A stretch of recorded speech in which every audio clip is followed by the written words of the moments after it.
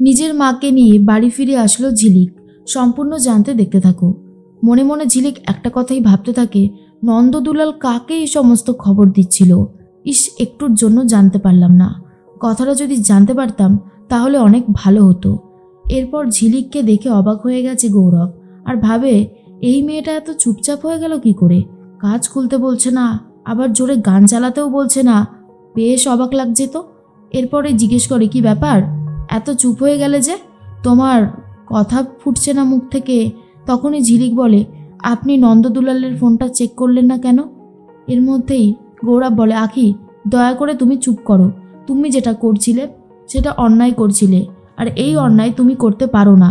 মামার বন্ধু হয় নন্দদুলাল, আর তুমি নন্দদুলালকে এইভাবে সন্দেহ করতে পারো না। তার কোনো অধিকার তোমার নেই।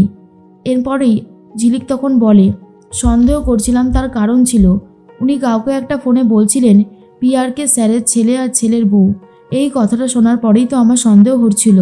এমনি এমনি তো কোনো মানুষ আর সন্দেহ করে না, কিন্তু আপনি যদি ভালো করে খেয়াল করতেন তাহলে নন্দদুলালের মুখ থেকেই অনেক সত্যি কথা বার করতে পারতেন। আচ্ছা, আপনার কি কখনোই কিছু মনে হয় না?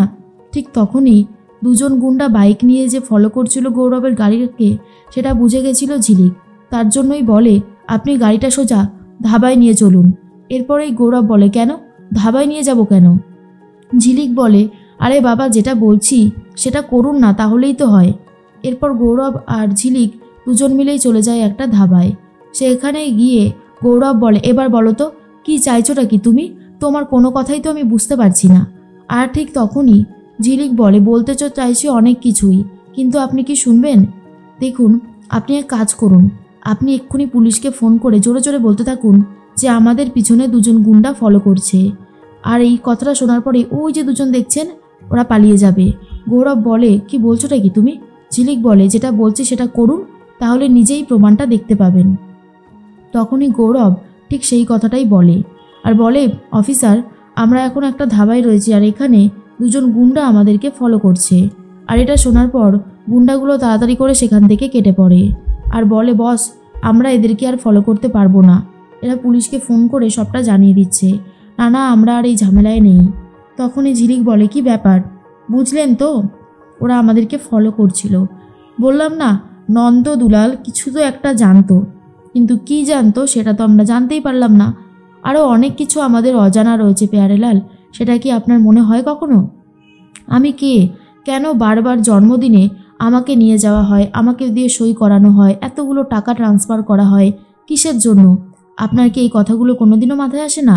পিয়ারকে আপনার বাবা বলে আপনি বাবাকে ছেড়ে দিচ্ছেন। তখনই গৌরব বলে, দেখো, আমি কখনোই অন্যায়ের সাথে আপোষ করি না। যে অন্যায় করে আমি তাকে শাস্তি দিই, সেটা যদি আমার বাবাও হয় তাহলেও আমি সেই কথাটাই বলবো। কিন্তু তোমার কাছে কোনো প্রমাণ নেই, প্রমাণ ছাড়া তুমি এই কথাগুলো বলছো কি করে?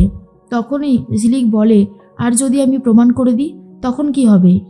গৌরব বলে, যদি প্রমাণ করতে পারো তাহলে আমি ভাববো যে তুমি ঠিক, আর বাবা তোমার ক্ষতি করার আগে তোমার সামনে আমি ঢাল হয়ে দাঁড়াবো। কথাটা শুনে রাখো। ঝিলিক তো খুব খুশি হয়ে যায় এই কথাগুলো শোনার পরে। এদিকে আশ্রম থেকে তো সবাই বেরিয়েছিল, আর তার মধ্যেই রেবতীকে নিয়েও বার করা হয়েছিল। রেবতীর যে দেখাশোনা করে তার হঠাৎ করেই বাড়ি থেকে একটা ফোন আসে। সে কিছু শুনতে পারে না, তার জন্য হুইল চেয়ারটা ছেড়ে দিয়ে সাইডে চলে যায়। কিন্তু হুইল চেয়ারটা একা একাই চলতে শুরু করে দিয়েছে। আসলে জায়গাটা খুব উঁচু ছিল, এবার উঁচু থেকে নিচে যাচ্ছে হুইল চেয়ারটা নিজে নিজেই। আর তার মধ্যেই সেই ঝিলিক আর গৌরব দুজন মিলে ধাবা থেকে বেরিয়ে এসেছে। হঠাৎ করে ঝিলিক লক্ষ্য করে যে একটা হুইল চেয়ারে একজন বসে আছে, কিন্তু তার সাথে আর কেউ নেই। ঝিলিক সেই হুইল চেয়ারটা ধরে নেয়, না হলে আরেকটু হলেই রেবতী পড়ে যাচ্ছিল। ঝিলিক রেবতীকে জিজ্ঞেস করে, আপনার সাথে কে আছে? এখানে তো কাউকেই দেখতে পাচ্ছি না। কিন্তু রেবতী তো কোনো উত্তরই দিতে পারে না, আর এখনও কোনো উত্তর দিতেও পারছে না। ঝিলিক খুঁজতে থাকে কাউকে, কিন্তু কাউকেই দেখতে পাচ্ছে না। এদিকে আশ্রমের যিনি ছিল তিনি এসে দেখে হুইল চেয়ারটাও নেই আর রেবতীও নেই। এরপর খুঁজতে শুরু করে, আর সবাইকে বলে দেয় যে আমি ওনাকে খুঁজে পাচ্ছি না। পরিবার থেকে ফোন এসেছিল, ফোনটা সাইডে ধরতে গিয়েছিলাম, আমি ভুল করে ফেলেছি। এরপর তো আশ্রমের সবাই খুঁজতে শুরু করে। গৌরব তখন বলে, এ কি, ইনি কে? ঝিলিক বলে, দেখুন না, এখানে উনি রয়েছে একা, কাউকে দেখছিও না, উনি মনে হয় অসুস্থ, কথাও বলতে পারে না।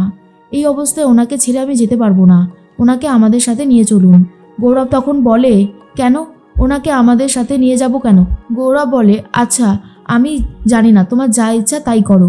এরপর ওনার যখন পরিবারের লোকজন ওনাকে খুঁজবে তখন কি হবে? ঝিলিক বলে, তখন দেখা যাবে, কিন্তু ওনাকে এইভাবে রাস্তায় ছেড়ে দিয়ে আমি যেতে পারবো না। এরপর গৌরব আর ঝিলিক রেবতীকে গাড়িতে বসিয়ে নিয়ে বাড়ির দিকে রওনা দেয়। তার মধ্যে নীলিমা সব কিছু গুছিয়ে রেখেছে, কারণ দিরাগমন থেকে ফিরবে আঁখি আর গৌরব, কিন্তু ও যে আঁখি নয়, ও যে ঝিলিক, সেটা নীলিমা জানেই না। এদিকে আশ্রম থেকে রেবতীকে খোঁজার জন্য সবাই মিলে তাড়াহুড়ো করে, কিন্তু আর কোনোভাবেই খুঁজে পাচ্ছে না। অন্যদিকে রাইমা আর পলি দুজন মিলে কথা বলতে শুরু করে আর বলে, আজকে গৌরব আর আঁখি ফিরছে, শুনেছি গৌরব আর আঁখির নাকি খুব ভাব হয়েছে দিরাগমনে গিয়ে। তখন রাইমা বলে, হতেই পারে, না হবার কিছুই নেই, তবে এই আঁখির মধ্যে অনেক পরিবর্তন রয়েছে, এই আঁখিকে দেখে আজকাল আর চেনা যায় না। এর মধ্যেই নীলিমা তখন বলে, জানো তো দিদি, আঁখিকে আমার ছেলের বউ হিসেবে পেয়ে আমি খুবই খুশি হয়েছি। ওর মতন মেয়ে এই আমাদের সংসারে এসে আমাদের সংসারটাকে পুরো ভালোভাবে সব কিছু করে দিয়েছে। তুমি বলো যে আগের আঁখি আর এখনের আঁখির মধ্যে কত পার্থক্য? জেঠিমণি তখন বলে, ঠিকই বলেছিস, আগের আঁখি আর এখনের আঁখির মধ্যে আকাশ পাতার পার্থক্য। তবে এটা ভালো হয়েছে, ঠাকুরপো এখন আর আঁখির ওপরে সেই অত্যাচার করতে পারে না। আমারও খুব ভালো লাগে।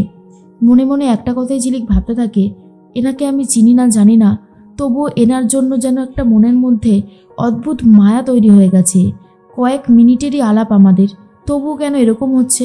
এমন হওয়ার তো কথাই নয়। এরপরে গৌরব আর ঝিলিক চলে গেছে বাড়িতে। হুইল চেয়ার করে রেবতীকে নিয়ে ঢুকছে ঝিলিক, আর দেখে সবাই তো অবাক হয়ে যায়। নীলিমা তখন বলে, ইনি কে রে ঝিলিক, আঁখি? খুব চেনা চেনা লাগছে, আসলে মনে করতে পারছে না নীলিমা। তখনই ঝিলিক বলে, আসলে মা, আমরা যখন রাস্তা থেকে আসছিলাম তখন আমি ওনাকে একাই দেখতে পাই। ওনার শরীর অসুস্থ, উনি ভালো নেই, কিন্তু ওনাকে এইভাবে ছেড়েও তো আসতে পারলাম না। পলি বলে, হ্যাঁ রে আঁখি, তোর তো দেখছি কোনো কাণ্ডজ্ঞানী নেই, অচেনা অজানা একটা মানুষকে এইভাবে বাড়িতে নিয়ে চলে এলি, এটা কি আদেও ঠিক করলি তুই? তখনই ঝিলিক বলে, কাণ্ডজ্ঞান আছে বলেই তো ওনাকে রেখে আসতে পারলাম না পিসিমণি, কারণ ওনাকে যদি এইভাবে রেখে আসতাম তাহলে না জানি কি অঘটনটা আরও ঘটতো, তাই জন্যই ওনাকে নিয়ে এসেছি। আর আপনি আমাকে এসব একদম বলবেন না, নিজের কাজটা মন দিয়ে করুন। নীলিমা বলে, খুব ভালো করেছিস, হয়তো পূর্বজন্মে ওনার কাছে তোর কোনো ঋণ বাকি আছে, তাই এ জন্মে সেই ঋণ শোধ করার জন্য ভগবান ওনাকেই তোর কাছে পাঠিয়ে দিয়েছে। তবে খুব ভালো করেছিস ওনাকে নিয়ে এসে। কিন্তু ঝিলিক ভাবে, সত্যি তো ওনার প্রতি এতটা টান কি করে আসতে পারে? আমারও কেমন যেন অবাক লাগছে। আর রেবতী ঝিলিকের হাতটা বেশ শক্ত করে ধরে আছে, দেখে তো অন্যরকম লাগছেই, কিন্তু রেবতী কিছু বলতেও পারছে না।